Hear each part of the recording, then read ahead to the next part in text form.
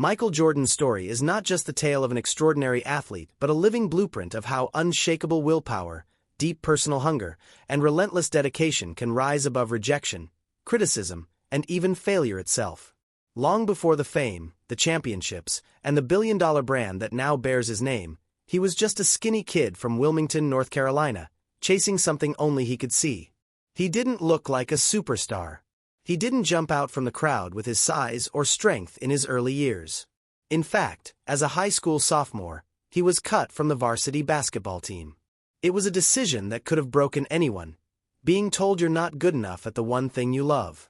But instead of letting it define his limits, Michael Jordan let that pain fuel the fire of greatness. He didn't pout. He didn't quit. He went home and cried. Yes, but then he got up every morning and trained, pushed, and transformed himself into a force so undeniable that no one would ever doubt him again. Every missed shot became a lesson, every insult became motivation, and every sleepless night became the foundation for a career that would one day redefine the very word, greatness. It's one thing to have talent.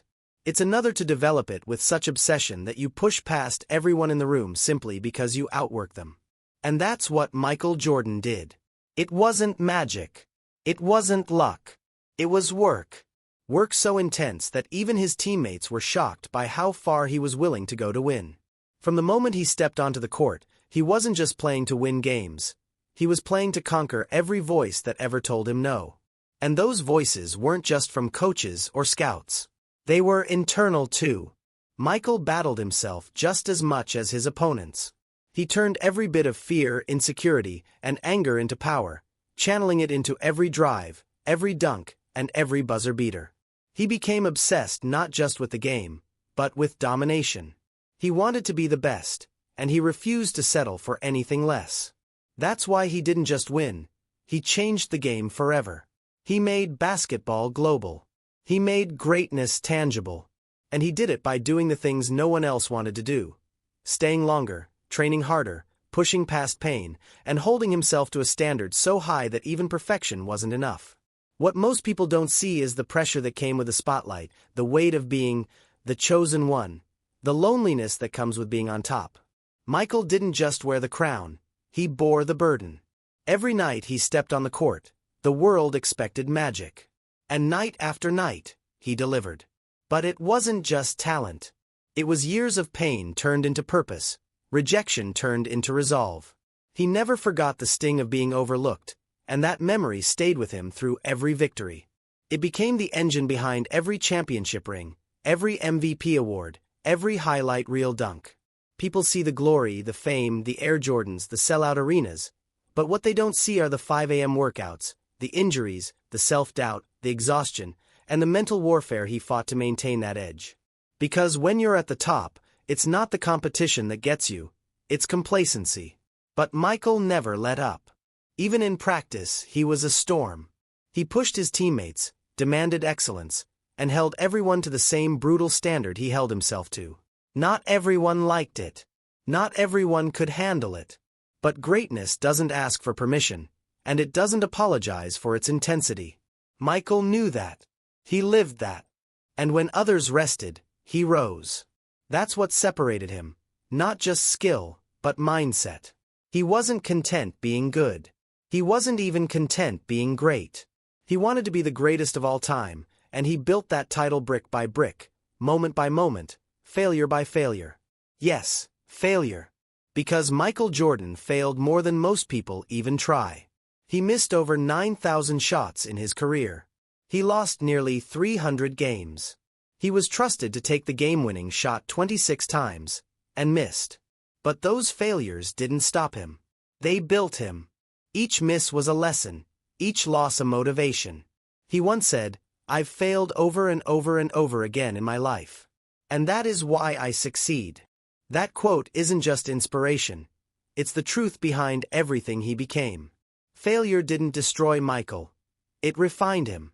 And just when he had the world at his feet, at the peak of his career, he faced tragedy deeper than any scoreboard. His father, his greatest supporter, his closest friend, was murdered in cold blood. For most people, that kind of loss would be paralyzing. But Michael, devastated and emotionally crushed, stepped away from the game. Not because he gave up, but because he needed to heal. And yet, even in grief, he found new purpose. He walked away from the NBA and into a completely different world, professional baseball. And once again, the critics laughed.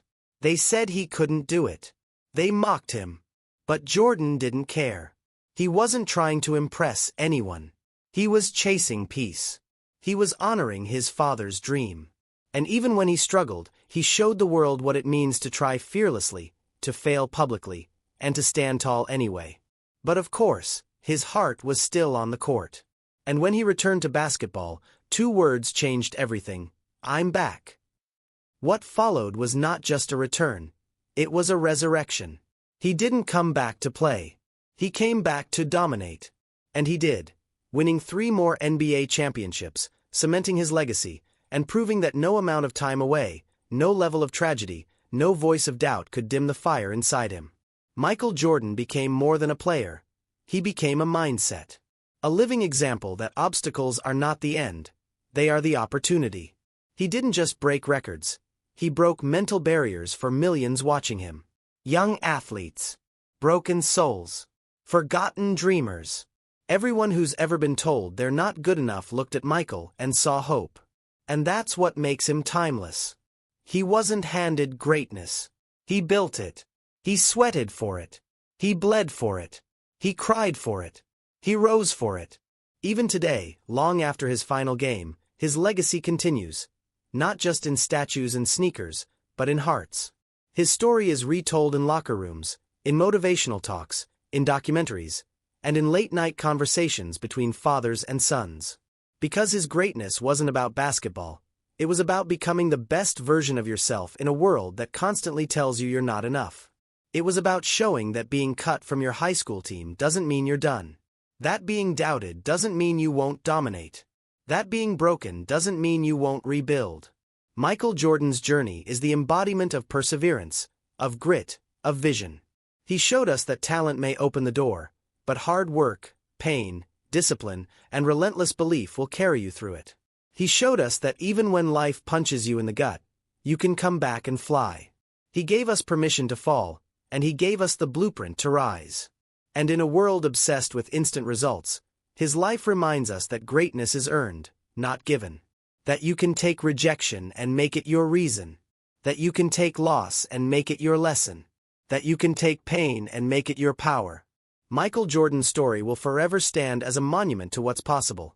Not for the chosen few, but for anyone willing to put in the work, face the fire, and rise through it.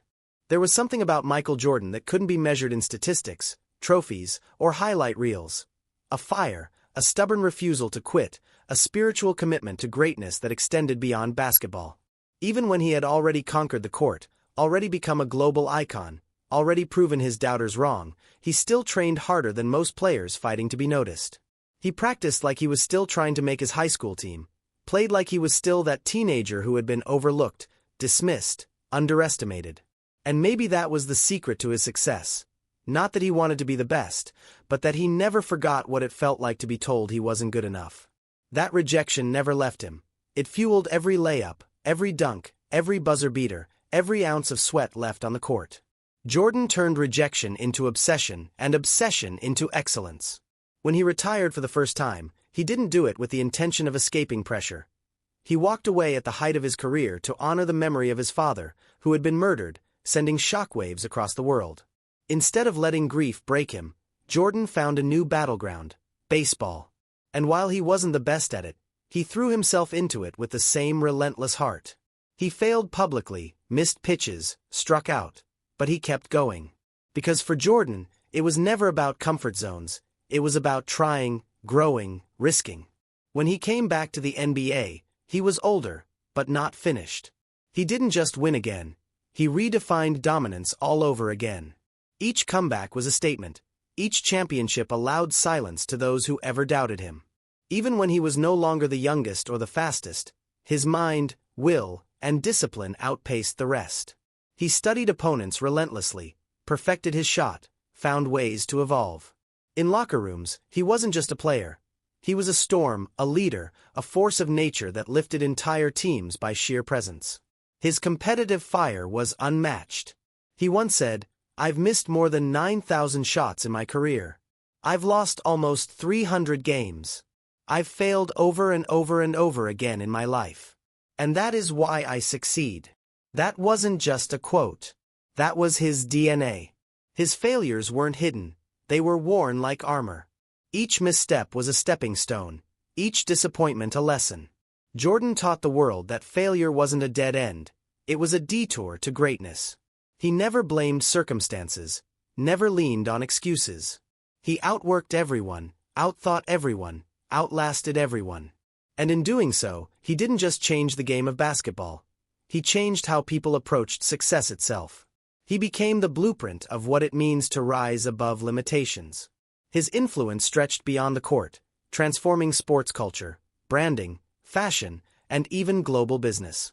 He created a brand that stood for something greater than shoes. It stood for resilience, for effort, for doing the impossible. But even with all his accolades, Jordan's true power was in how he inspired people who had nothing. Kids from broken homes, dreamers with no support, fighters who had heard no too many times. He became their mirror, their proof that greatness was possible even when the odds screamed otherwise. He was living testimony that talent alone isn't enough. It's the fire inside, the refusal to settle, the relentless pursuit of better. And when you think about his legacy, it's not just the 6 championships or the MVPs or the gold medals. It's the millions of people who stood taller because of him, who believed in their own comeback stories because they saw his. He became more than an athlete. He became a mindset, a symbol, a reminder that your beginnings don't determine your future. You can be rejected, overlooked, knocked down, and still rise higher than anyone ever imagined. And even now, decades after his final game, his story continues to speak. To young athletes, to struggling artists, to people rebuilding their lives, it whispers that greatness isn't about luck or approval, it's about heart. About choosing to keep going when nobody believes. About turning pain into purpose and rejection into rocket fuel. Jordan didn't become the greatest because he was always the best. He became the greatest because he never stopped becoming better. And that, more than any stat, is why he'll always be remembered.